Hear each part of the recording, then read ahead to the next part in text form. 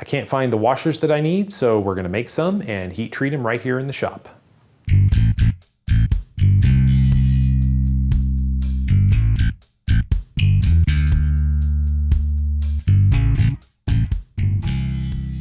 Welcome back to Cloud 42, I'm James.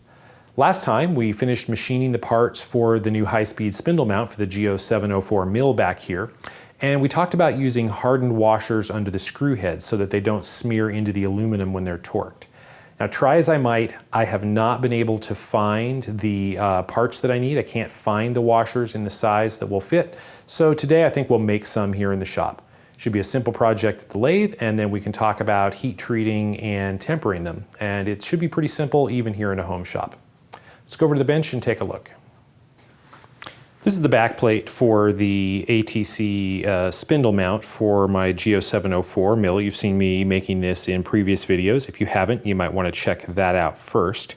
And this whole thing is going to be going together with 5/16 18 socket head cap screws. And these will come in from the back and screw into other parts to hold this all together. But as I mentioned in a previous video, I want to make some hardened washers to fit underneath the bolt head so that the bolt head doesn't smear the aluminum and release the torque that I've worked so hard to get, especially as the thing is vibrating and operating. I want a hardened seat in here for the alloy screw head to pull against. Now, I could just go buy hardened washers, and they're available in a wide variety of sizes, but all the ones that I can find that clear a 5/16 inch bolt are much larger than the pockets that I have here. Now, I could counterbore these larger to hold a larger washer, but these pockets that are here near the edge would break through the edge if I made them large enough to hold the kinds of washers that I can buy. So I want to go ahead and make some.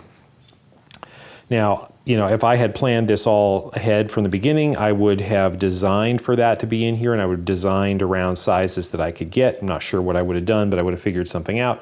But we're here, so we don't really have a lot of choices if I want to have a hardened seat in there. So I'm just going to measure and see what the bore measures, and it looks like that's about, what is that, 525 about? So 525 thousandths. So a 1/2 inch would be about right. I've got some 1/2 inch drill rod, so let's go over to the lathe and make some washers. This is the material we're going to use. This is 1/2 inch W1 drill rod. Now, this is tool steel. It's W1 as opposed to the O1, which is, I think, used more commonly, and actually the O1 tends to be a little bit less expensive. But the W1 is very commonly available. And I chose W1. I stocked up on a whole bunch of this right after I got my lathe because it's easier to heat treat in a home shop, I think, than O1, particularly because the temperatures that are required for tempering are easily achievable with a kitchen oven or even a little toaster oven. So you don't actually need a furnace to be able to do this. You can heat treat it with a torch, quench it, and then you can anneal it in the oven in the kitchen. So this tends to be pretty handy. It's a little bit tough to machine, but it actually machines quite well, as you'll see here in a minute. So I chose 1/2 inch because this is just under the size of the counter bores I have. Ideally, I think you'd want a larger washer for a 5/16 bolt, but this will be enough to give us a little hard race under the head of the bolt to keep it from smearing the aluminum. Now I'm going to go ahead and do this in a 3-jaw chuck, and it's not going to run concentric. It's going to be out by a few thousandths. You might even be able to see it, but it doesn't really matter. They're just washers, so I'm going to go for convenience, especially since I need to have a relatively small stick out because this is a pretty light lathe, and I'm going to be parting off, and parting in tool steel on a light lathe can be a challenge. So we're going to do a few things to try to improve our chances. One is we're going to limit the stick out, and we'll keep just pulling the material out as we cut more and more washers. And then we'll also be choking up on the parting blade and running it nice and slow with lots of oil. We'll get to that. So let's start with the stock and lathe. Let me grab some safety glasses.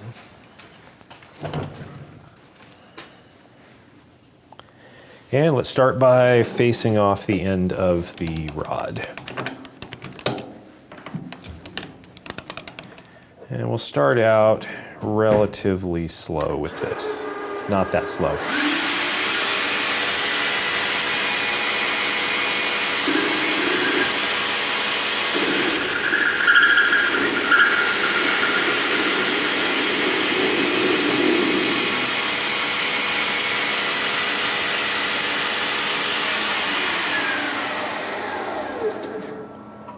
Okay, and that's carbide run dry, so I could have run that a lot faster. But let's start with some holes in the end of the part. And start with a center drill. Spot drill would be better, and I have one, but I'm too lazy to walk over and get it. This is in the drawer right here.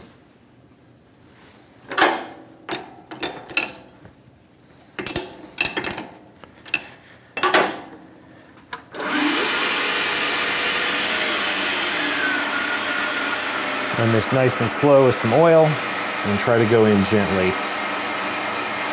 And just peck at it, try to get a center established.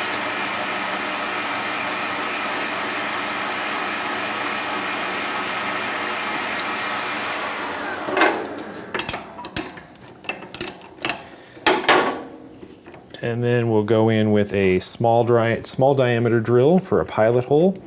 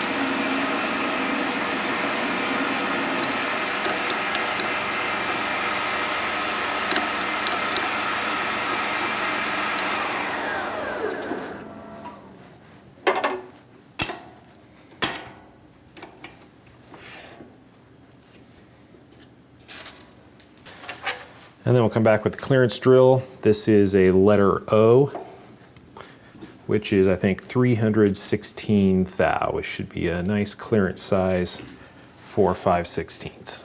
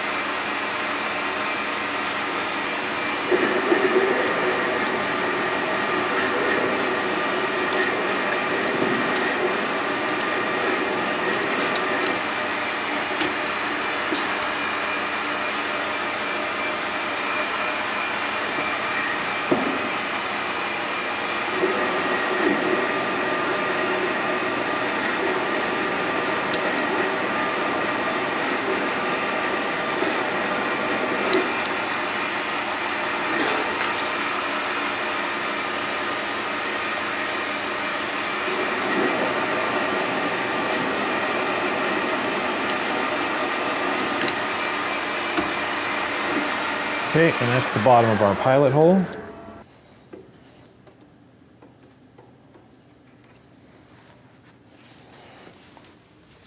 We did generate a fair bit of heat and smoke, but the drill tip still looks great, though it's very, very hot.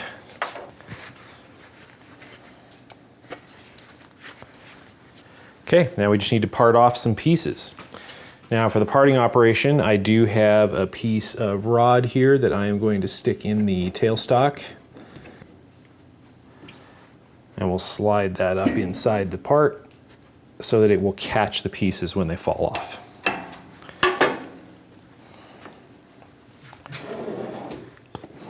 Now the parting tool I'm going to use is high-speed steel. I don't have a carbide parting tool, but this is a 70 thou thick blade in just a standard AXA tool holder. And I've done a couple of things. One is I have honed this thing just razor sharp using ruby stone. And these are very hard and very smooth, and I find them to be excellent for honing tools like this. And so it just makes a razor sharp edge. And then the second thing I've done is I have choked this up severely. You can see I have very, very little stick out. I'm trying to increase the rigidity as much as I possibly can. So we'll put this in the holder here. There we go, on the tool post. And now we need to make these, I want to make them a 1/16 of an inch thick. So what I'm going to do is I'm going to do my best to line this up with the end of the part. Actually, I need to square this tool post up first.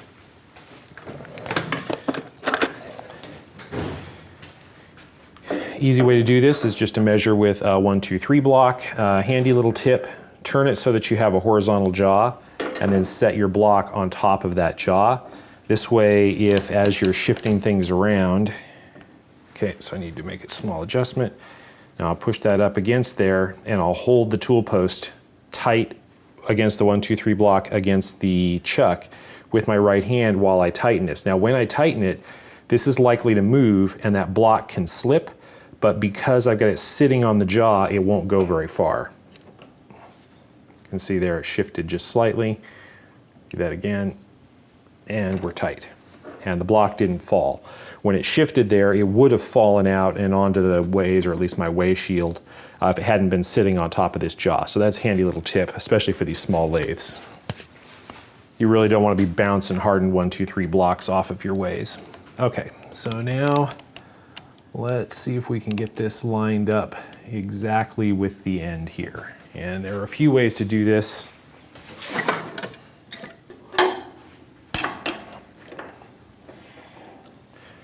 Using a razor blade to feel is one good way.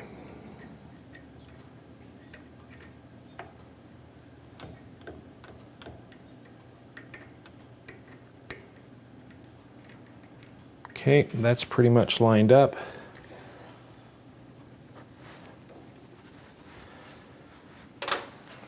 Now let's set a dial indicator.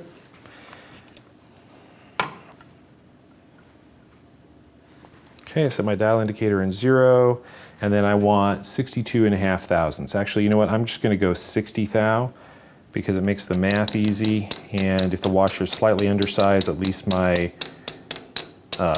my bolt head won't protrude. Okay, so let's take this nice and slow and see how this stuff behaves. Lots of oil, and I want a little bit more.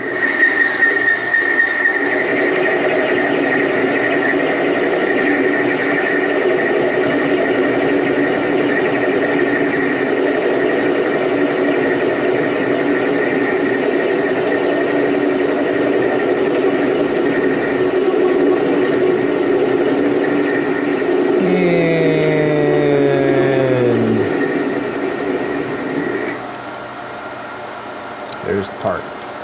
And actually that little ring came off the inside, which is wonderful. It means that I have my the front of my parting blade very, very square.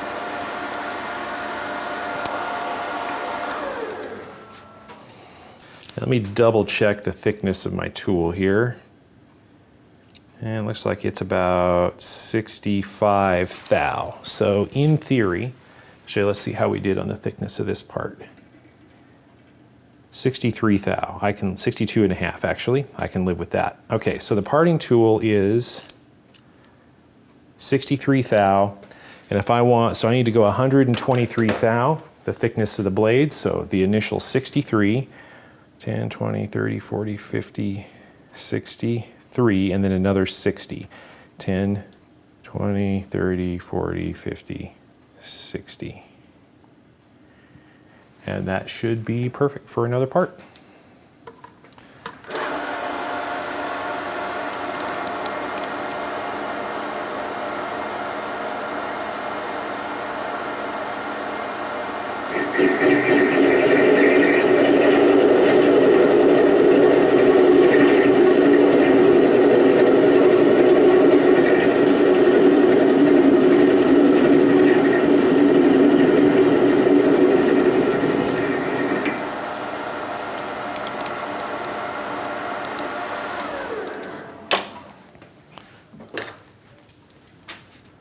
See how close we got on that one. 63 thou. Oh wait, no, that's the same one I just measured. Let's try measuring the one we just cut. 62 thou. Okay. I'm happy with that setup. Let me go ahead and cut some more. Make my life easier by zeroing this. And we want to go over 70 thou, 63 thou for the parting blade. And zero this again, and we want to go another 60.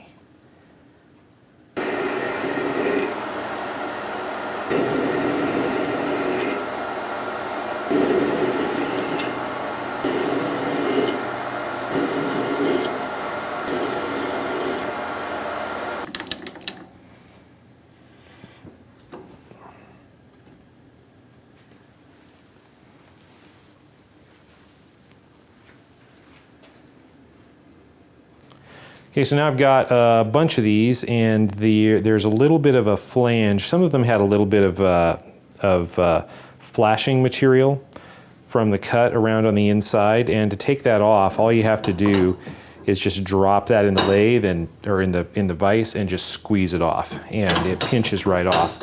But it does leave a little edge on the inside, and so I'm just going to put these in the lathe or in the vise one at a time, and use a little Noga rotary deburring tool to just very, very lightly chamfer that inside edge.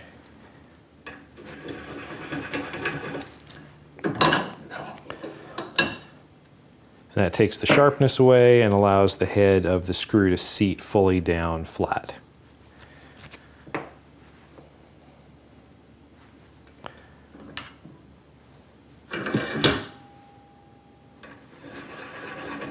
I'm actually fairly impressed with the surface finish on these, even though they're just parted. I didn't do any facing on them. I haven't done any grinding or anything. They're all pretty good.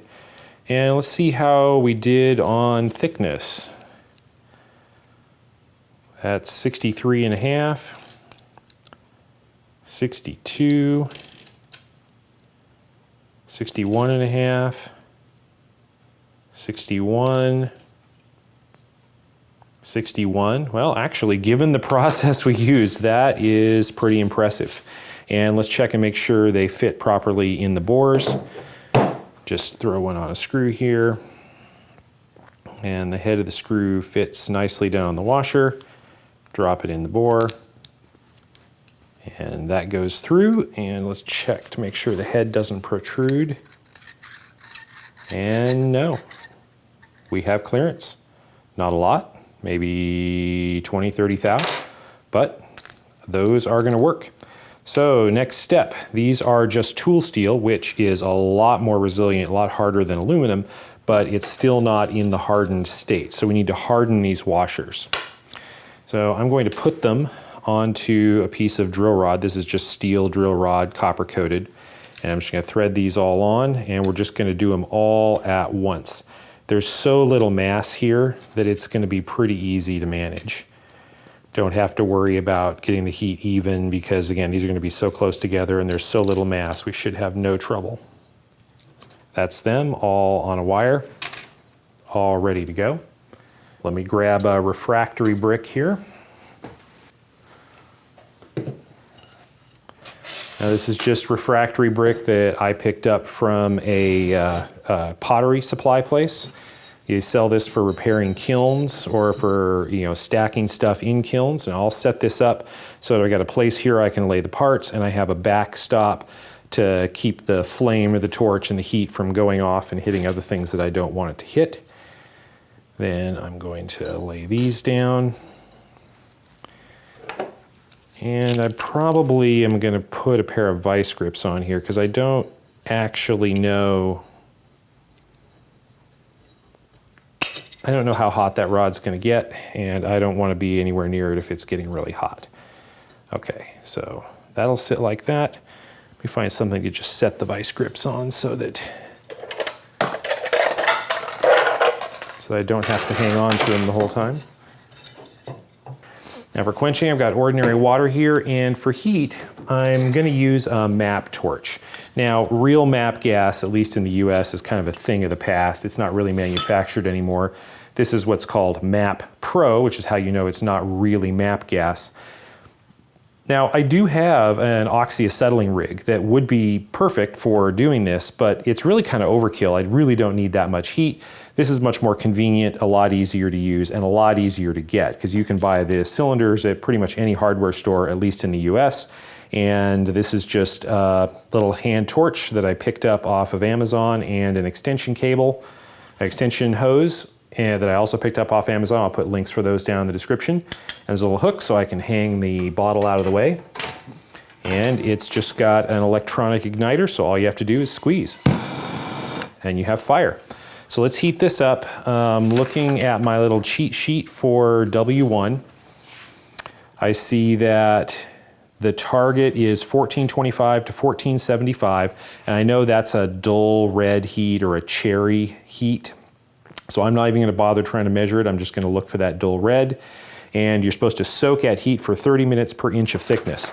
Well, these are a 1/16 of an inch thick. There is very little heat here needed. So I'll just get it warm, and I'll make sure that it has soaked completely through before quenching. And then we'll talk about tempering.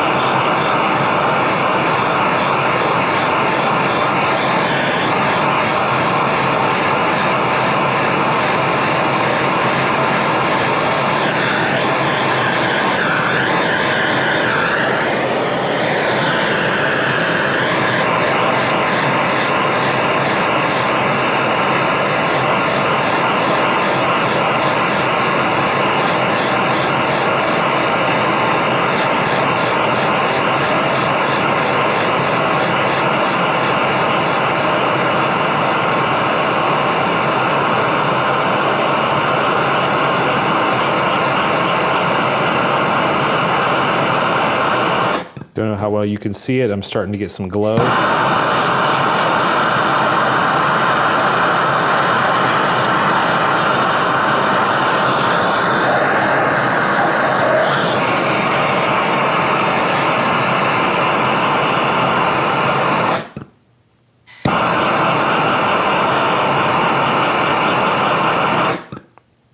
Okay, I got the whole thing glowing, and I'm just going to kind of let it soak.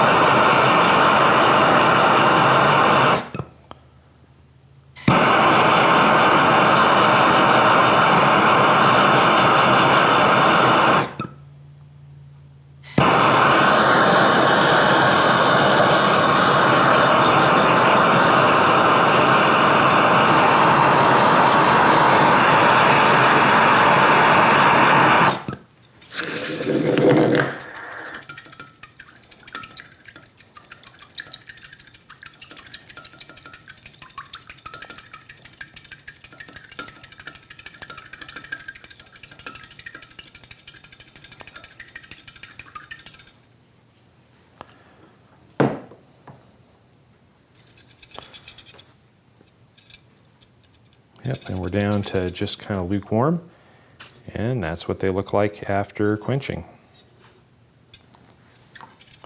Of course, the brick's still hot.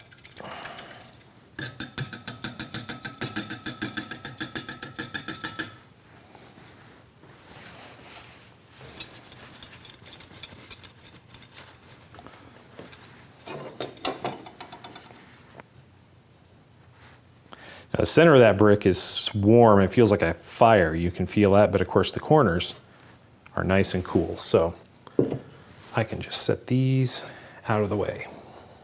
And those will cool off on their own. You can see some scale down here in the bottom of the container.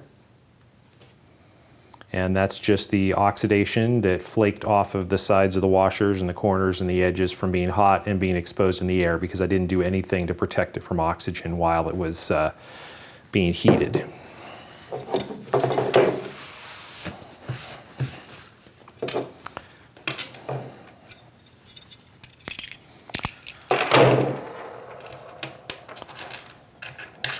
Dump these out here and see what we've got. Don't seem too much the worse for wear. There's a little bit of scale on them. And they should be very, very, very hard. Grab a file here and test one. Yeah, it's not cutting at all. It's just making a nice little shiny spot on the side. It's cleaning up the oxidation on the outside. Other than that, it's just gliding over the top of it. Okay, looks good. At some point, I'm gonna clean these up, but there's really no reason to bother. If I wanted to temper these based on color, then I would go ahead and clean them on a stone. But I'm going to do that after we're all done anyway. Now we just need to temper these, because right now they're very, very hard, but they're also very, very brittle. I'm not going to try to break one, but I probably could snap one of those, and I don't want them to snap when I'm actually tightening down the bolts. Actually, you know what? One of these was slightly undersized. Let me find that one and see if I can snap it. 60. There it is, I can feel it. This one's only 54 thou. Let me get a couple pair of pliers and see if we can break it. I've never done this, I'm just curious. I always try to avoid breaking them. Okay, one pair of ice grips, one pair of Knipex. Oh yeah, look at that. That just snapped right off. Actually broke into multiple pieces. Okay, we need to temper these to bring the hardness down and make them a little bit tougher, because we do not want to be pushing that around. So, like I said, these can be tempered in a kitchen oven, and in this case, I'm actually just going to use the oven that I use for soldering. So I've got a temperature-controlled oven here with a Wizu Controlio 3 controller on it, and so I can just set this thing to bake. Now the maximum bake temperature on this controller, I believe, is 200 degrees Celsius. I'll go ahead and slide those in the oven, and let's see, where does that leave us? 200 degrees Celsius is what? Just shy of 400, it's like 396, and Fahrenheit. So if we temper at 400 degrees Fahrenheit, it should bring us down to a Rockwell hardness of around 61. Which should be totally suitable for this application. Now, how long are we supposed to temper? Normally, double tempering, soak at heat for 2 hours per inch of thickness. And we got a 1/16 of an inch, so 15 minutes ought to be plenty. I'll go ahead and just set this to bake 200 degrees Celsius for 20 minutes. Let's edit that. Let's bring that. Yeah, 20 minutes is fine. And then open the oven to vent and let it cool. Yep, that looks fine. We'll start. And the oven is now preheating, and we'll let that run through the temper cycle. And there's no reason for you to sit here and watch them bake, so I will bring you back when they are done. Okay, it's gone through the tempering cycle and the oven has cooled. Technically, you're supposed to cool to, quote, room temperature, but we're down to, it says 42 degrees, which means I can touch it without getting burned. I'm gonna call that room temperature. And you can see that even though the scale is still on these, you can still see that they kind of have a golden color, and that's the color from the temper. So I think we were successful. Let's clean a couple of these up and see how they turned out. I've got a stone here and a can of oil someplace, yep. And this is Norton sharpening stone oil. And I'll just put a little bit on the stone here and take one of these washers and dress it on the stone.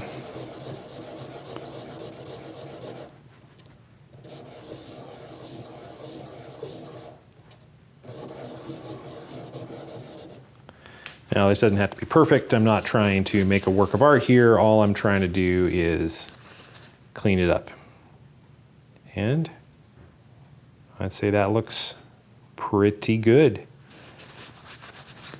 Go ahead and run the rest of these across the stone and get them cleaned up a little bit.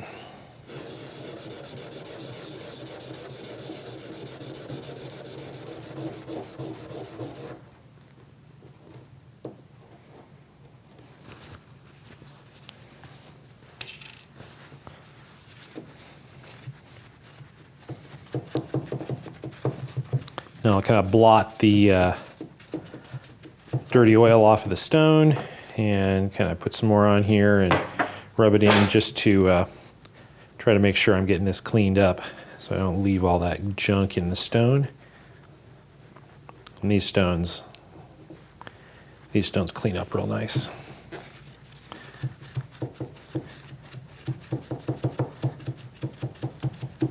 If you grind the paper towel back and forth, you'll really just leave paper towel in the stone. And there we go, nice and clean and ready for use next time.